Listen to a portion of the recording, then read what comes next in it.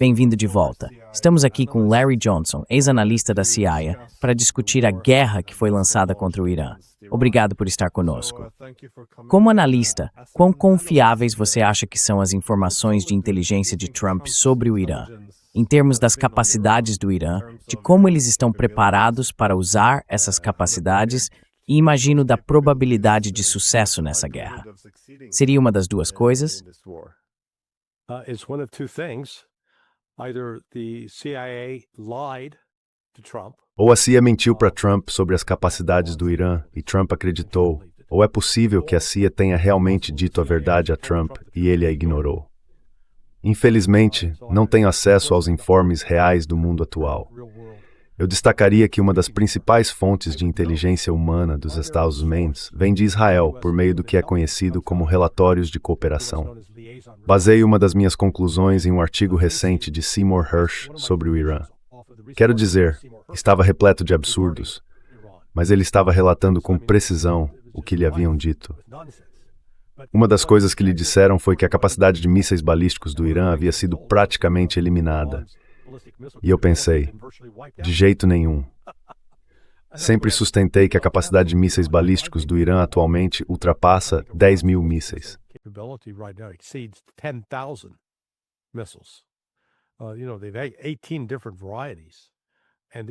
Sabe, eles tinham 18 variedades diferentes. E esses são, veja bem, abrigos subterrâneos, são lançadores móveis. Lançadores móveis são muito difíceis de localizar e destruir. As unidades de armazenamento ficam bem abaixo do solo, então os Estados Unidos não usaram o tipo de bomba anti-bunker que seria necessário para tentar selar esses túneis. Pelo que entendo, não há apenas um ponto de entrada e saída, há múltiplos pontos de entrada e saída. Portanto, os Estados Unidos calcularam mal qual seria a resposta do Irã. Parte da impressão, ou crença dos Estados Unidos, era de que havia um mar de discordância latente com o Ayatollah, que 80% da população se opunha ao regime islâmico, e que tudo o que precisávamos fazer era dar um leve empurrão e o regime desabaria.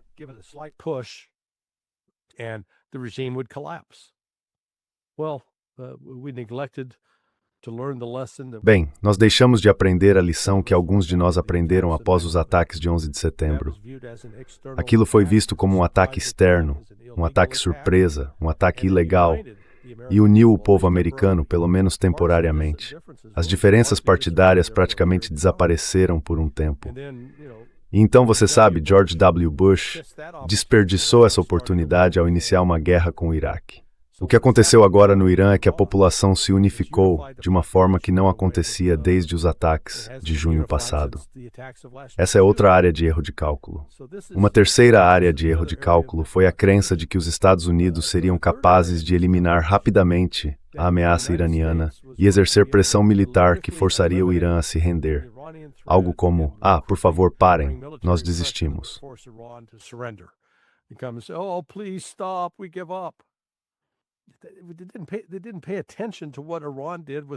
Eles não prestaram atenção ao que o Irã fez com o Iraque.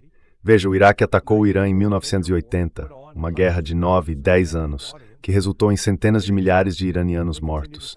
Eles não desistiram, continuaram lutando até que houve um acordo negociado. É isso que eles vão fazer de novo desta vez. Só que agora eles têm uma poderosa vantagem. Fecharam o Estreito de Hormuz. Boa sorte tentando reabri-lo.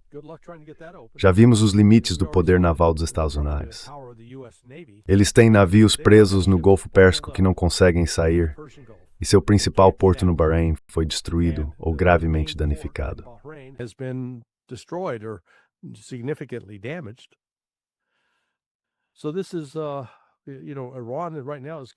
Então, neste momento, o Irã está controlando, mantendo, cerca de 21% do petróleo mundial sem sair do país. E isso vai ter repercussões econômicas. A China, pelo que vejo, realmente antecipou isso. Eles vêm comprando grandes estoques de petróleo no último mês. Mas ainda assim, não acho que ninguém tenha previsto que os Estados Unidos e Israel seriam tão insanos a ponto de começar essa guerra com o Irã, que tem um grande arsenal de mísseis balísticos e drones. E, veja, eles estão lutando no próprio quintal. Os Estados Unidos precisam depender de bases estrangeiras, e quando colocam esses aviões na Arábia Saudita ou na Jordânia, eles ficam bastante vulneráveis.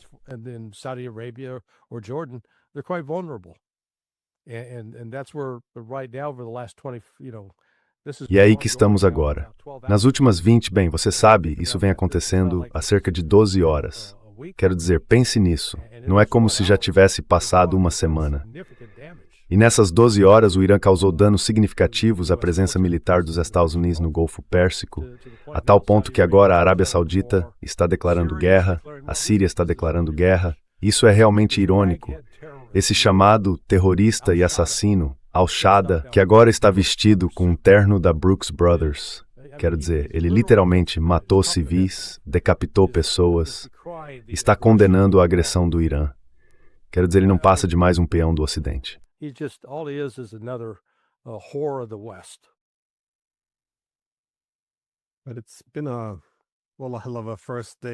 Mas tem sido um primeiro dia e tanto, como você disse. Os ataques começaram cedo esta manhã e, claro, o Irã foi bastante atingido. Mas o Irã também está revidando de forma intensa. Houve ataques na Jordânia, no Kuwait, nos Emirados Árabes Unidos, no Catar. O Bahrein foi muito atingido, especialmente nesta noite, e em Israel também. Eles fecharam, como você mencionou, o Estreito de Hormuz. Novamente, ainda é cedo para dizer. Mas como você vê a guerra até agora? Quero dizer, apenas na Anthorn do primeiro dia.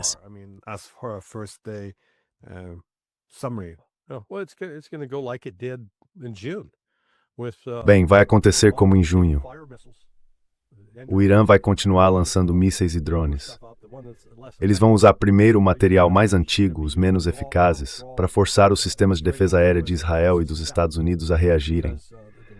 Porque a vulnerabilidade que tanto Israel quanto os Estados Unidos enfrentam é que em sistemas como o Domo de Ferro, a bateria de mísseis Patriot ou THAAD, é preciso disparar pelo menos 2 mísseis para derrubar um míssil inimigo ou até mesmo um drone. O problema é que eles produzem apenas cerca de 800 desses por ano. Já ouvi o número 700, mas vamos dizer que sejam 800. Então, se estão disparando 2 para cada míssil que chega, quando o Irã lançar 400 mísseis e drones, o que eles são perfeitamente capazes de fazer, você já terá esgotado o suprimento anual de mísseis Patriot ou THAAD.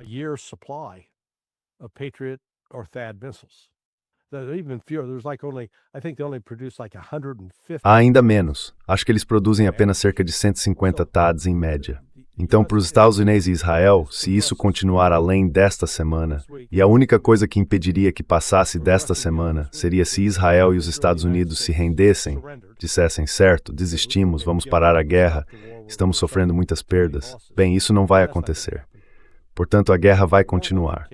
As reservas, os estoques dos Estados Unidos e de Israel serão esgotados, e isso se transformará em uma guerra de atrito. Nesse ponto, Trump vai ter que ou manter sua posição ou quebrar sua promessa.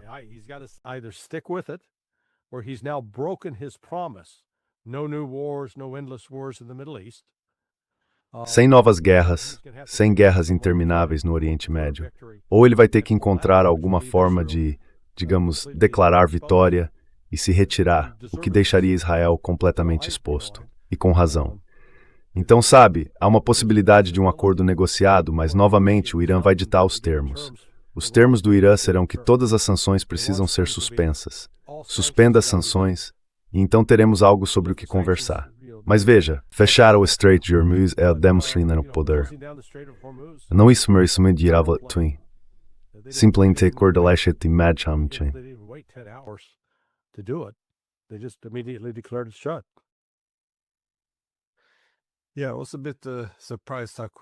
Sim, fiquei um pouco surpreso com a rapidez com que isso foi feito. Quero dizer, ouvimos dos iranianos que era assim que eles responderiam se houvesse ataques. Então, em termos de atingir todas as bases dos Estados Unidos na região e fechar o Estreito de Hormuz, bem, foi exatamente isso que eles disseram que fariam. Então, acho que não deveríamos estar tão surpresos. Para onde a escalada pode ir a partir daqui, de ambos os lados? O que os iranianos buscariam? Eles poderiam começar a mirar na marinha dos Estados Unidos, ou isso seria ir longe demais? E quanto a alvos econômicos, como refinarias de petróleo na Arábia Saudita e em outros lugares? Ou eles esperariam para atacar esses alvos, dependendo de como os países do Golfo reagirem aos ataques?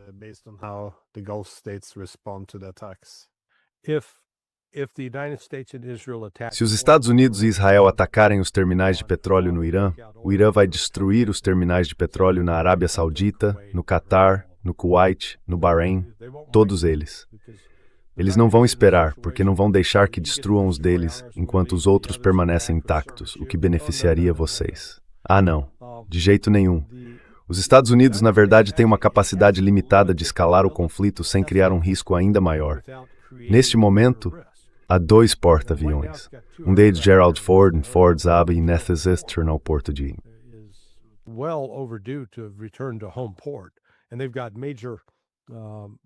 E eles estão enfrentando sérios problemas de moral a bordo, além dos problemas de esgoto que já tiveram. O papel deles agora é basicamente defensivo. O que está potencialmente mais vulnerável é o Abraham Lincoln, que está no Mar da Arábia. Eu não sei sua localização exata, mas há relatos de que o Irã já o mirou com mísseis. O curioso é que já se passaram cerca de 12 ou 13 horas desde o início disso, e certamente houve baixas americanas. Mas o governo Trump está tentando manter isso em sigilo.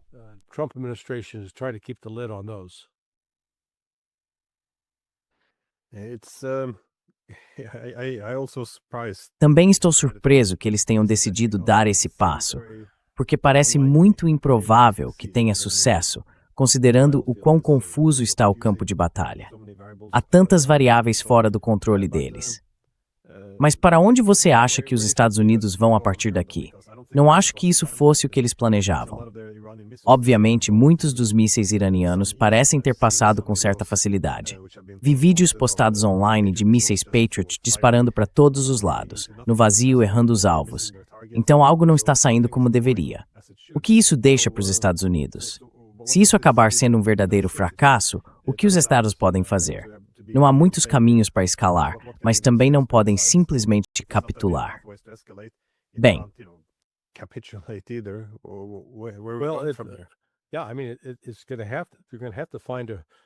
sim, quero dizer, vocês vão ter que encontrar uma maneira de declarar vitória e sair.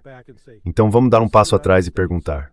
Os Estados Unidos têm capacidade industrial para começar a produzir em massa mísseis de defesa aérea para manter as baterias Patriot e os sistemas THAAD abastecidos?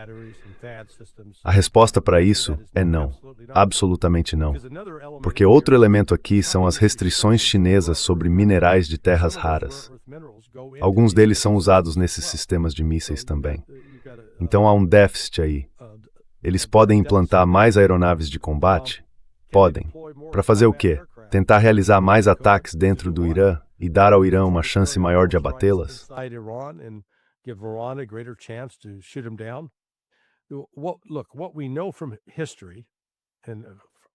Olha, o que sabemos pela história, e longe de mim dizer isso a um professor de história como você, é que não há um único caso em que o poder aéreo sozinho tenha conseguido, digamos, vencer uma guerra.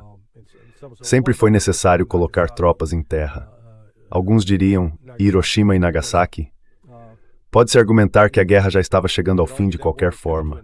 Havia outros sinais de que os japoneses estavam dispostos a se render.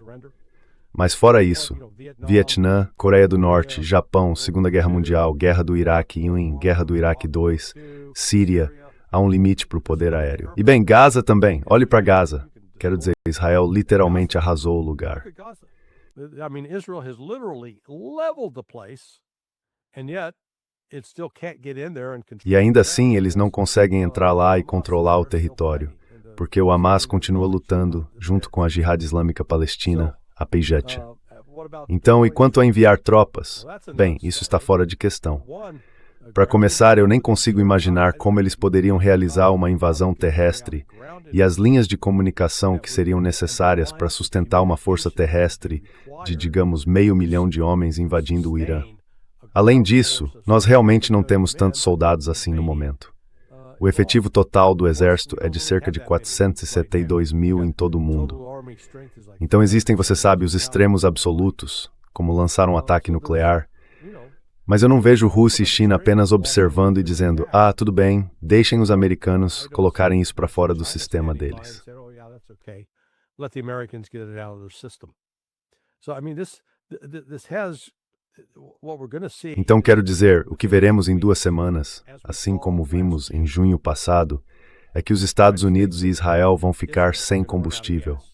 Eles não vão conseguir sustentar a luta enquanto o Irã vai. O Irã será capaz de continuar lançando mísseis e esses lançamentos vêm de cidades subterrâneas. Eles são móveis. Quando surgem e se movem, os Estados Unidos não podem simplesmente estacionar um drone acima e dizer, certo, aqui está um agora, nestas coordenadas. Nós nem conseguimos fazer isso com os outros. Então é muito mais difícil, muito mais desafiador com o Irã. So it's far more difficult, far more challenging with Iran. What do we know, though, so far about O que sabemos até agora sobre os alvos que foram atingidos no Irã? Quantas perdas eles sofreram? E quão severo foi esse primeiro dia para o Irã? It's not as bad as it was on June 13th. Não está tão ruim quanto estava em 14 de junho. Sabe, eles tentaram matar Pojetsky deliberadamente e também tentaram matar Khamenei. Chegaram até a atacar a casa de Ahmadinejad, o ex-presidente. Algumas pessoas foram mortas, mas não foram perdas esmagadoras. Mas veja como o Irã reagiu a essas perdas. Eles não desmoronaram. Quero dizer, aquele ataque de 13 de junho do ano passado foi muito mais devastador do que essa primeira rodada de hoje. E tudo que fez foi fortalecer a determinação do Irã em lutar. Da última vez, eles limitaram a luta a Israel. Não tocaram em nenhuma das bases militares dos Estados Unidos até o final, quando fecharam um acordo com os Estados Unidos. Tudo bem, deixaremos vocês bombardearem Fordow e Isfahan.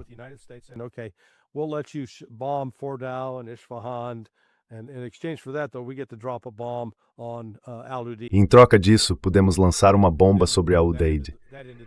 E então, você sabe, isso encerrou a batalha. Eles pararam de atacar Israel. E Israel pôde respirar aliviado. Isso não vai acontecer desta vez. Acho que eles perceberam as mentiras, a perfídia. Quero dizer, você acha que conhece o personagem de desenho animado Charlie Brown e sua inimiga Lucy? Um dos memes desses desenhos de Charlie Schulz era o Charlie tentando chutar a bola de futebol americano. A Lucy segurava a bola e dizia, vamos Charlie, chuta, eu seguro. E o Charlie vinha correndo para chutar, ela puxava a bola. Quando ele balançava a perna, voava pelo cair-costas no chão.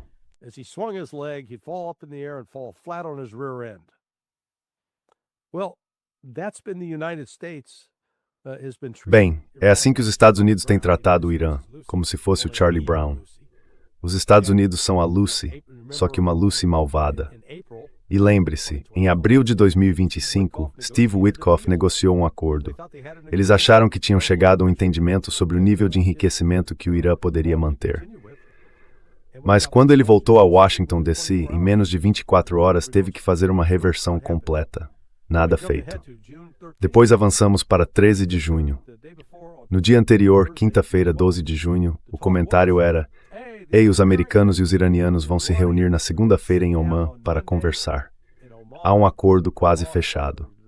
Pois bem, eles usaram o mesmo roteiro mais uma vez. Nas conversas de Genebra na quinta-feira, os iranianos estavam bastante otimistas quanto a isso.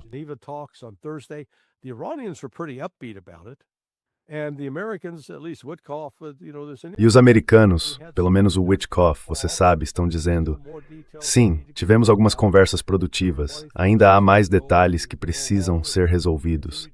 Mas todo mundo achava que as coisas iam avançar e que eles continuariam conversando. Eles não tinham nenhuma intenção de conversar. Toda essa farsa, ou acho que em alguns lugares da Europa eles pronunciam charade, de que os Estados Unidos estão realmente preocupados com o Irã tentando conseguir uma arma nuclear, é isso que supostamente estamos tentando impedir. Se conseguirmos uma garantia de que eles não estão construindo uma arma nuclear, ficaremos satisfeitos. Isso é uma grande bobagem. Queremos o Ayatollah morto. Queremos os mulás mortos. Queremos trazer de volta Pahlavi, o filho do Shah. Queremos um governo que possamos controlar, um que não esteja envolvido com toda essa besteira religiosa em que não acreditamos.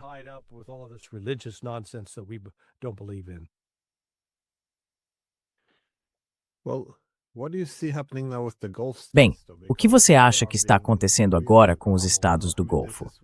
porque eles estão realmente sendo duramente atingidos neste momento. Quero dizer, é lá que a maioria dos ataques devastadores está ocorrendo. Claro, também houve muitos ataques devastadores no Irã. Mas, novamente, como eu disse antes, Bahrein e também Catar e Emirados Árabes Unidos, as imagens são bastante impactantes. E estamos vendo outros alvos econômicos importantes sendo atingidos também, como o principal porto dos Emirados Árabes Unidos, todos esses locais econômicos. Então, como isso afetará a relação dos Estados Unidos com os estados do Golfo? Isso os aproximará mais dos Estados Unidos por necessidade de proteção? Ou os estados passarão a ser vistos mais como um risco? Ou pode acontecer um pouco das duas coisas?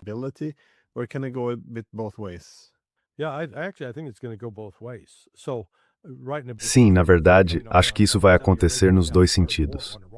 Pouco antes de entrar no ar, vi que a Arábia Saudita declarou guerra ao Irã. Então vai lutar o quê? Com que vai lutar? Ao fazer isso, as coisas vão mudar, porque, pelo que entendo, até agora o Irã estava apenas mirando nas instalações militares dos Estados Unidos em Prince Sultan.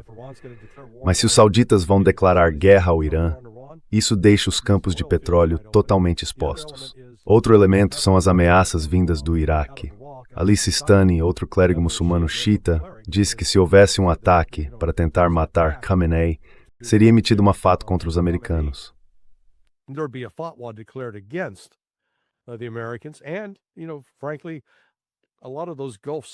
E sabe, francamente, muitos desses estados do Golfo são vulneráveis. Eles têm, sabe, populações muçulmanas minoritárias ou populações muçulmanas xiitas, na maioria deles, mas ainda assim são significativos na indústria de produção de petróleo.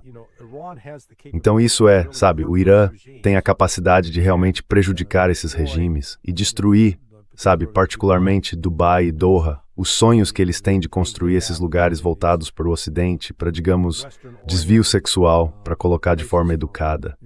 Então isso, sabe, adiciona mais uma complicação à situação. Mas eles estão, sabe, o Irã está preparado para enfrentá-los. Desta vez ele tem o Iraque ao seu lado.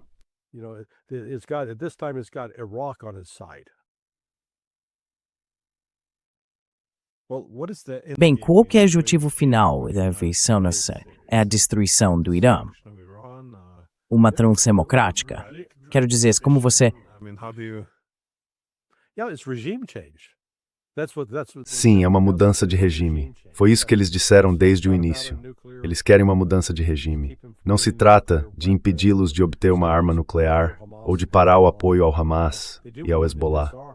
Eles realmente querem que o país se desarme, que se livre daqueles mísseis balísticos, porque não temos uma forma de contra-atacar esses. E sabe, o Irã finalmente entende isso. Não vejo eles recuando de forma alguma. Acho que vão continuar mantendo a pressão de maneira significativa. Então, o objetivo final original dos Estados Unidos era a mudança de regime. Achávamos que poderíamos atacá-los rapidamente, causar dor suficiente para que colapsassem. Lembra do Witkoff, há uns 6 dias? Ele estava sendo entrevistado pela Lara Trump na Fox News e disse basicamente o que há com esses iranianos. What's with these Iranians? Why don't they? I'm not going to use the word capitulate, but we've deployed. Eu não vou usar a palavra capitular, mas nós mobilizamos toda essa força militar.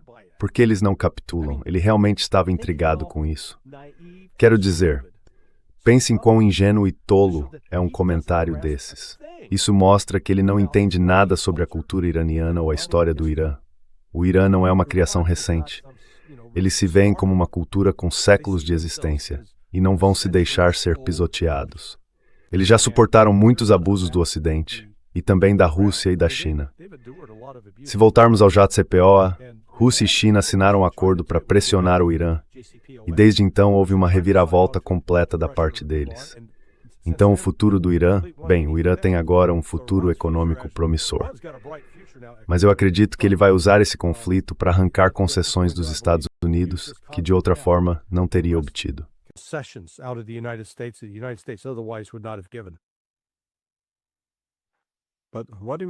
Mas como entender o que está acontecendo com a Marinha dos Estados Unidos? O Irã tentou atacá-la ou simplesmente não conseguiu? Ainda está longe demais?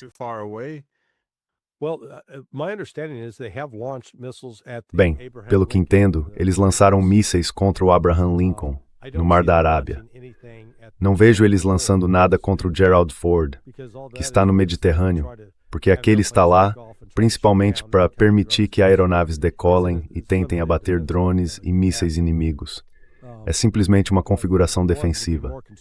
Mas o que mais preocupa, o que tem potencial para lançar ataques ofensivos dentro do Irã, é o grupo de navios, os destroyers, cruzadores e o porta-aviões Lincoln, no Mar da Arábia. E sim, pelo que entendo, o Irã já disparou contra ele. Ainda não temos relatos sobre o que foi atingido ou não. Mas sabe, não consigo imaginar com todo esse poder de fogo que não haja algumas baixas americanas.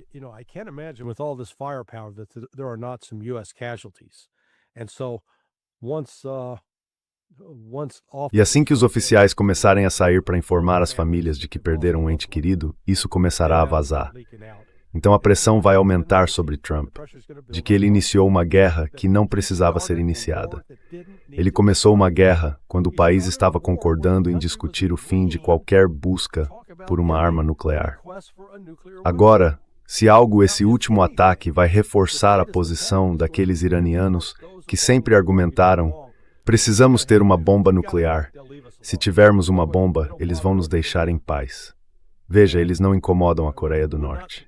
E não me surpreenderia nem um pouco se o Ayatollah dissesse: sabe, eu retiro a fatwa. Agora estaremos cumprindo a vontade de Deus ao construir uma bomba nuclear para salvar o povo iraniano.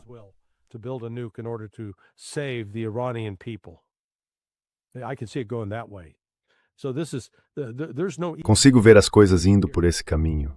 Não há uma solução fácil ou limpa aqui. Trump estava apostando que poderia forçar o Ayatollah Zarif e Arakchi a deixarem o cargo e colocar algum bajulador dos Estados Unidos no lugar. Bem, isso não vai acontecer. Isso solidificou a unidade iraniana.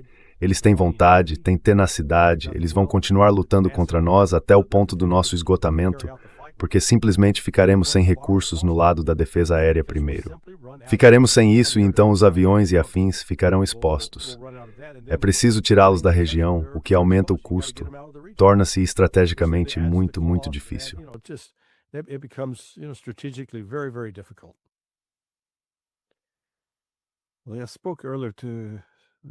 Conversei mais cedo com Scott Ritter e ele deu a impressão de que isso começou muito mal para os Estados Unidos e que até agora parece que os Estados Unidos vão perder essa.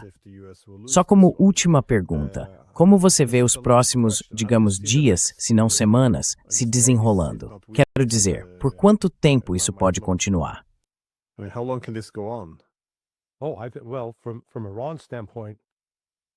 Bem, do ponto de vista do Irã, acho que isso pode continuar facilmente por 6 meses. Quero dizer, os Estados Unidos não conseguem lidar com isso. Simplesmente não temos a capacidade de produzir os mísseis de defesa aérea que serão essenciais para nos permitir, digamos, continuar no jogo. E já, como você apontou antes, parece que os Patriots falharam, sabe, têm sido ineficazes, o que é meio que o histórico deles. Vimos o fracasso deles na Ucrânia. Então agora não temos um sistema de armas eficaz, que seja fácil de produzir, barato de usar e eficiente em derrubar mísseis balísticos inimigos. E é a mesma coisa com a Marinha. A presença da Marinha, eles vão chegar a um ponto em que não terão mais mísseis de defesa aérea nos tubos e terão que voltar para se reabastecer.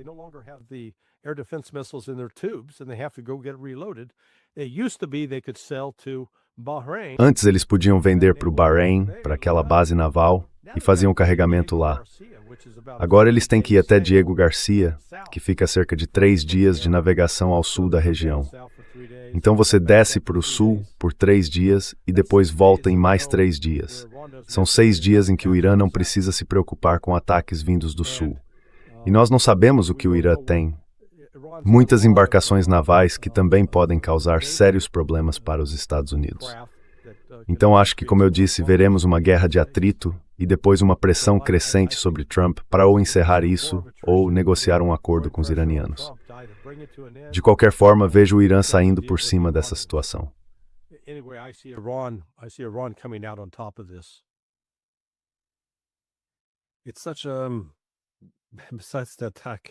É algo tão...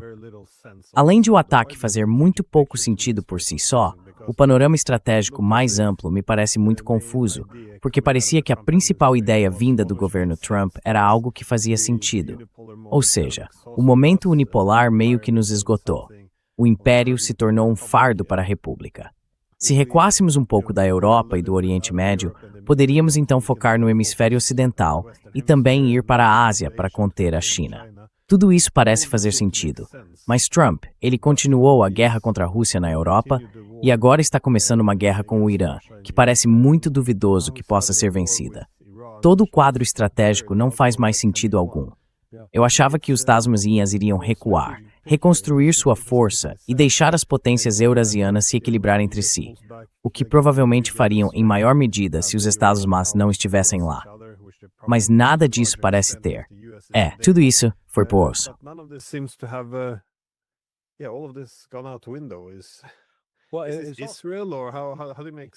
É Israel, ou como você entende isso?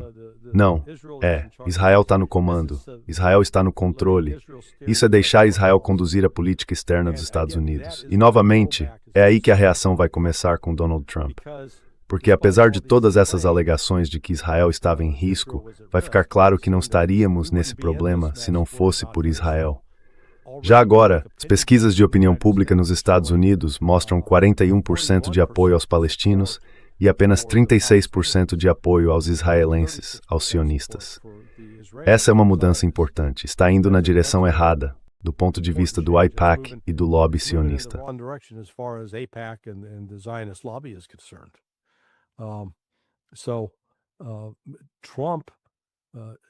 Então Trump vai sair prejudicado com isso. Significativamente prejudicado. E quanto mais tempo isso durar, quando começarmos a ver sacos de corpos de soldados, marinheiros e fuzileiros navais voltando, a pressão vai aumentar e aumentar e aumentar. E veja, o Irã está numa posição em que não tem nenhum incentivo para parar, porque já tentou a via da paz, tentou se aproximar dos Estados Unidos, assinou o Tratado de Não Proliferação, concordou com as inspeções da IAEA. E apesar dessa mentira, essa mentira persistente e perniciosa de que é um principal patrocinador do terrorismo, aqui está a verdadeira ironia.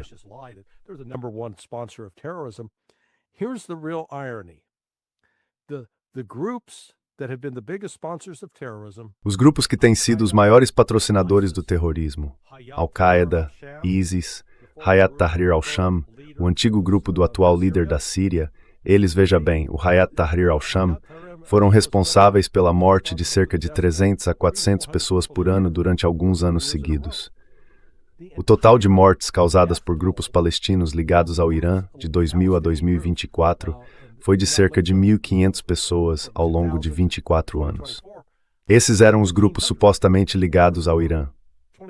Então, aqui estão os Estados Unidos. Afirmamos que uma de nossas principais missões no Oriente Médio é combater o terrorismo.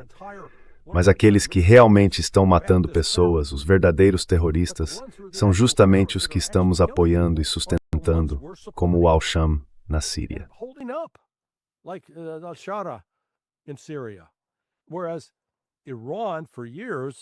Enquanto isso, o Irã, por anos, desde 2012, lutava ao lado de Bashar al-Assad contra os mesmos extremistas islâmicos que supostamente atacaram os Estados Unidos em 2001. E ainda assim, o que estamos fazendo? Estamos atacando o Irã. Então toda essa narrativa continua fixa na mente do público americano. E a única coisa que vai nos tirar disso é se formos derrotados, se sofrermos uma derrota que não possa ser escondida. E isso nos leva ao dano reputacional. Sabe, é como se você continuasse ouvindo, ei, tá vendo aquele cara do outro lado da rua? Cara, ele é um lutador durão, foi boxeador profissional, é melhor ficar longe dele. E aí um dia você olha pela janela e vê um garoto da vizinhança e o cara tá ameaçando o garoto.